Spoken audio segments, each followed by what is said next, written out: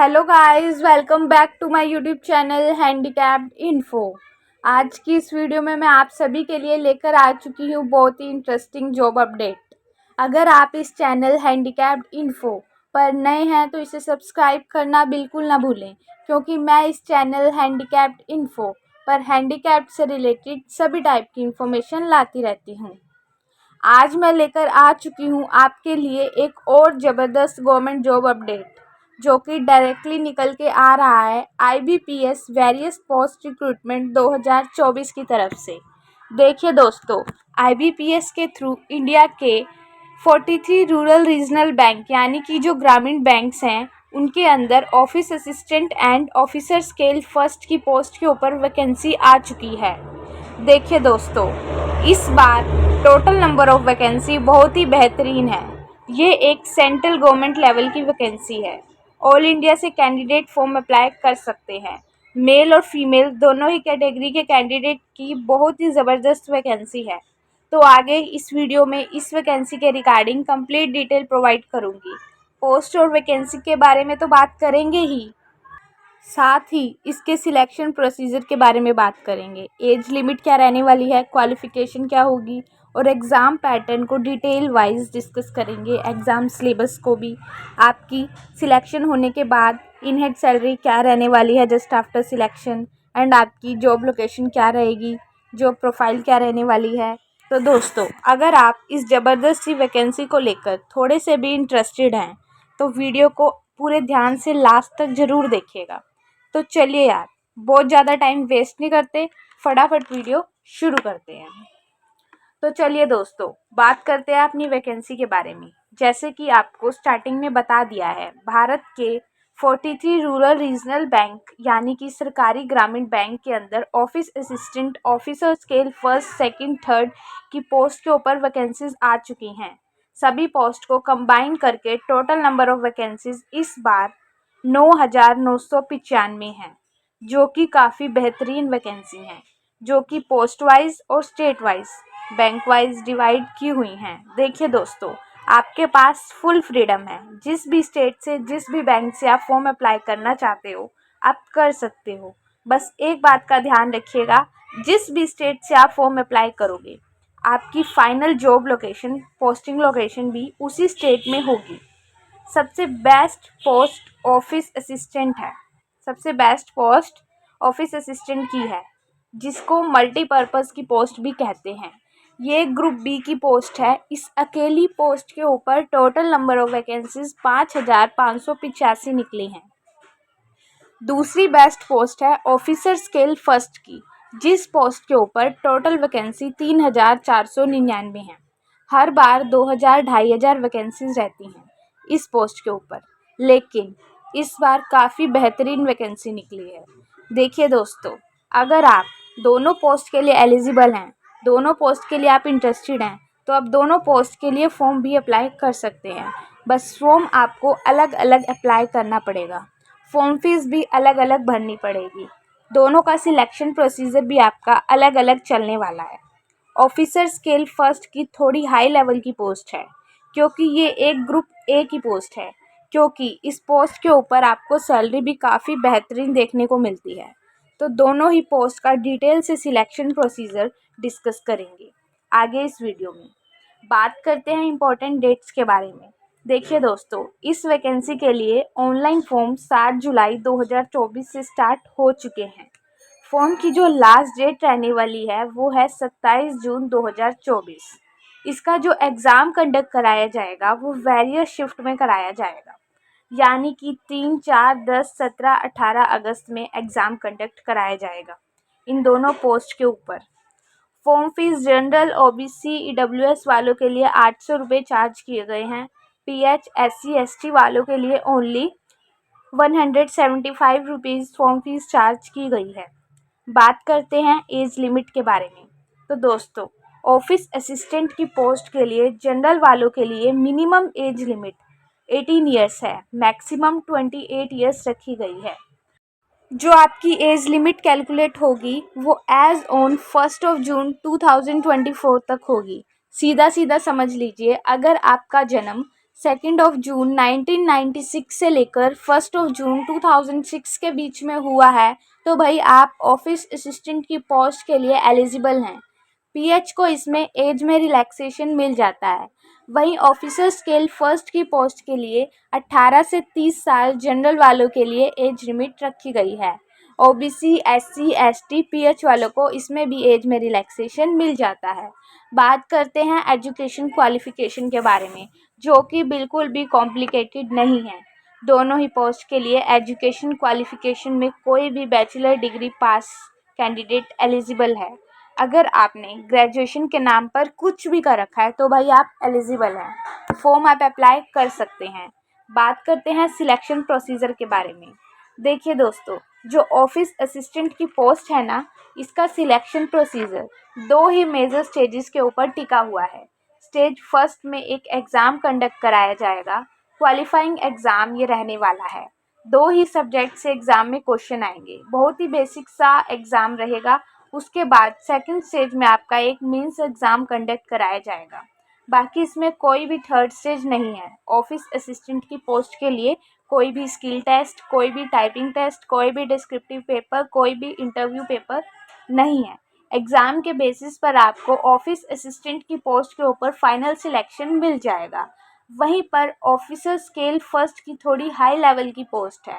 यहाँ पर पहली स्टेज में एग्ज़ाम, दूसरी स्टेज में मेंस एग्ज़ाम और तीसरी स्टेज में पर्सनल इंटरव्यू कंडक्ट कराया जाएगा, केवल ऑफिसर स्केल फर्स्ट की पोस्ट के ऊपर।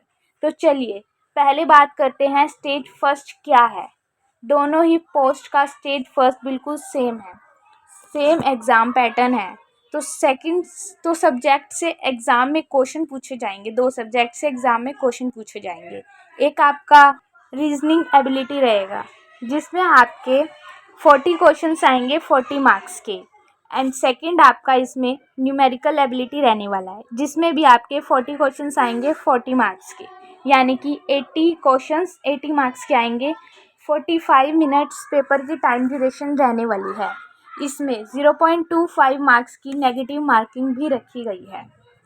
देखिए दोस्तों, एग्ज़ाम होने के बाद एक 80 नंबर में से इनिशियल क्वालिफाइंग कट ऑफ बनाई जाएगी, जो कि आपकी कैटेगरी वाइज बनने वाली है।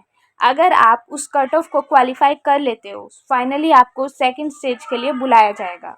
प्री एग्ज़ाम के लिए मार्क्स होंगे ना, वो फाइनल कट ऑफ को इफ़ेक्ट नहीं करेंगे, यानी कि ये 80 नंबर फाइनल मेरिट में ऐड नहीं होंगे। फाइनल मेरिट जो बनेगी वो केवल और केवल मेंस एग्ज़ाम के बेसिस पर बनेगी। मेंस एग्ज़ाम भी दोनों ही पोस्ट के लिए बिल्कुल सेम है। सेम एग्ज़ाम पैटर्न है, सेम एग्ज़ाम सिलेबस है। यहाँ पर 5 डिफरेंट सब्जेक्ट से क्वेश्चन पूछे जाएंगे। पहला सब्जेक्ट रीजनिंग रहने वाला है, जिसमें आपके 40 क्वेश्चंस रहेंगे 50 मार्क्स के। एंड सेकंड सब्जेक्ट आपका कंप्यूटर रहने वाला है, जिसमें 40 क्वेश्चंस 20 मार्क्स के रहने वाले हैं। एंड आपका थर्ड सब्जेक्ट रहने वाला है जनरल अवेयरनेस, जिसमें आपके 40 क्वेश्चंस आएंगे 40 मार्क्स के। एंड नेक्स्ट इंग्लिश लैंग्वेज और हिंदी लैंग्वेज में से आपको कोई एक लैंग्वेज चूज़ करनी होगी, जिसमें आपके 40 क्वेश्चंस आएंगे 40 मार्क्स के। एंड लास्ट यानी फिफ्थ सब्जेक्ट न्यूमेरिकल एबिलिटी, जिसमें भी आपके 40 क्वेश्चंस आएंगे 50 मार्क्स के। तो यानी कि टोटल 20 क्वेश्चंस रहने वाले हैं 200 मार्क्स में, और 2 आवर्स पेपर की टाइम ड्यूरेशन रहने वाली है। इसमें भी 0.25 मार्क्स की एग्ज़ाम में नेगेटिव मार्किंग रहती है। मेंस एग्ज़ाम मोस्ट इम्पॉर्टेंट है। आगे बढ़ने से पहले एग्ज़ाम सिलेबस को भी डिस्कस कर लेते हैं।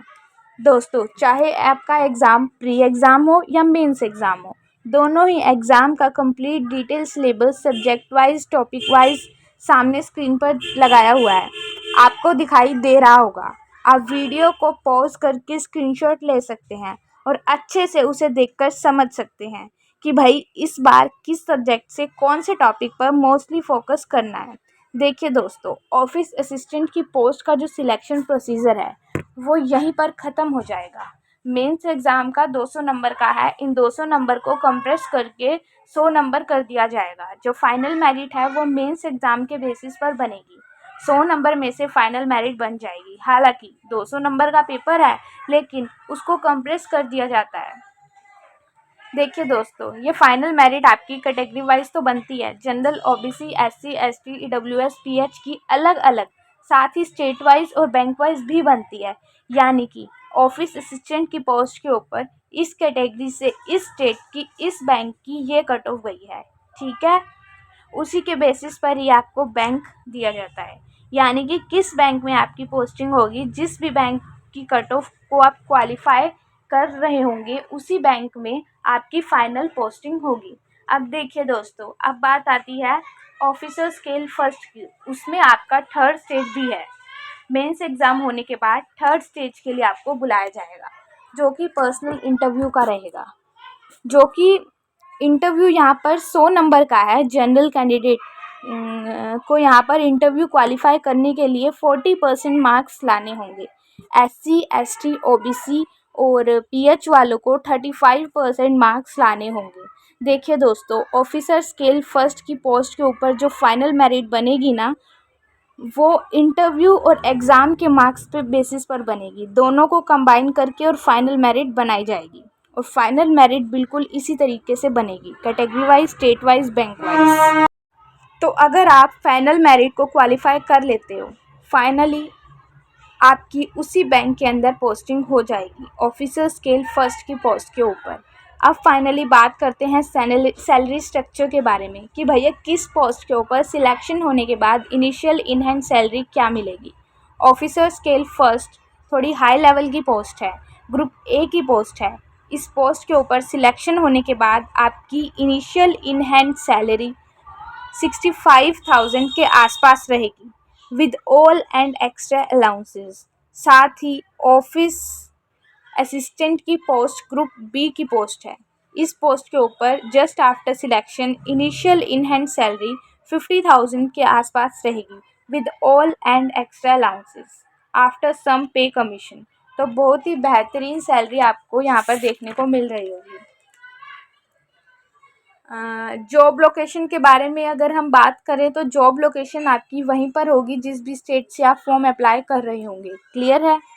क्योंकि दोस्तों total number of vacancies state wise, bank wise यहाँ पर निकली हुई हैं। जिस भी स्टेट से आप फॉर्म अप्लाई करोगे उसी स्टेट में आपकी पोस्टिंग रहेगी। आपके पास फुल इंडिपेंडेंसी है, फुल फ्रीडम है कि भाई आप उत्तर प्रदेश से बिलोंग करते हो और फॉर्म आप दिल्ली, गुजरात से अप्लाई करना चाहते हो तो कर सकते हो, लेकिन पोस्टिंग फिर आपकी उसी स्टेट के अंदर होने वाली है। क्लियर हुआ डाउट?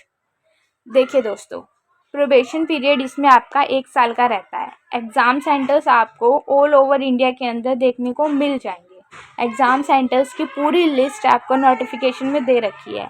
अब देखिए दोस्तों, इसके नोटिफिकेशन में एक लैंग्वेज प्रोफिशिएंसी टेस्ट के बारे में भी जिक्र किया हुआ है। देखिए दोस्तों, जिस भी स्टेट से आप फॉर्म अप्लाई करोगे ना, उस स्टेट की लोकल लैंग्वेज की समझ, लोकल लैंग्वेज की नॉलेज आपको होनी चाहिए। मान लीजिए बिलोंग तो आप करते हो उत्तर प्रदेश से, जिसकी लोकल लैंग्वेज हिंदी है। फॉर्म अप्लाई करना चाहते हो गुजरात से, जिसकी लोकल लैंग्वेज गुजराती है।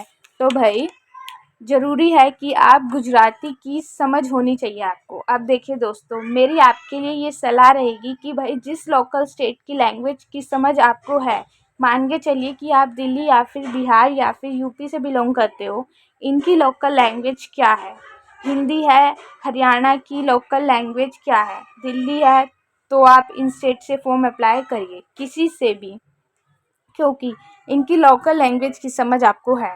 और अगर या फिर 10वीं या फिर 12वीं में आपने उस लोकल लैंग्वेज को आपने पढ़ा है, सब्जेक्ट था, तो दोस्तों आपको लैंग्वेज प्रोफिशिएंसी टेस्ट देने की ज़रूरत ही नहीं है। क्लियर है? फिर कोई भी प्रॉब्लम नहीं है, आपको ये टेस्ट नहीं देना, जो कि क्वालिफाई नेचर होता है, बेसिक सा टेस्ट होता है, बहुत बड़ी बात नहीं है। इसलिए मैंने इसके ऊपर ज़्यादा फोकस भी नहीं किया था। बाकी नोट करके लिखा हुआ है नोटिफिकेशन में, आप खुद भी देख लीजिएगा। तो दोस्तों उम्मीद करती हूँ मैंने आपके सारे डाउट क्लियर कर दिए इस नई वैकेंसी के रिगार्डिंग। अगर कोई भी डाउट बच गया हो डायरेक्ट कमेंट करके पूछ लीजिएगा, मैं आपके कमेंट का आंसर करने की पूरी कोशिश करूँगी। तो चलिए दोस्तों, इस वीडियो में इतना ही था। पसंद आए तो वीडियो को like, share, comment and channel को सब्सक्राइब करना बिल्कुल मत भूलिएगा।